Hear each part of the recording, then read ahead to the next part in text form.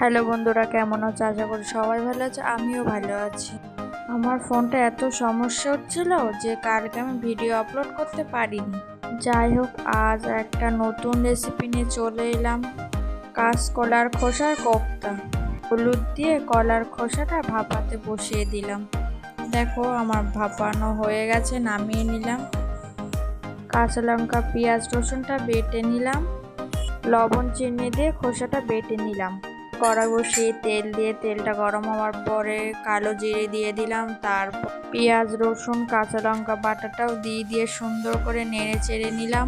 কলার খোসা বাটাটাও দিয়ে দিলাম, একটু নেড়ে চেড়ে নিচ্ছি। তো কলার খোসা তো সবাই ফেলে দাও, ফেলে না দিয়ে এমনভাবে কোফতা বানিয়ে খেয়ে দেখবে, খুবই সুন্দর লাগবে খেতে। কথা বলতে বলতে আমার রান্না হয়ে গেল। ভিডিওটা এই পর্যন্তই। ভালো লাগলে লাইক, শেয়ার, সাবস্ক্রাইব করতে একদম ভুলবে।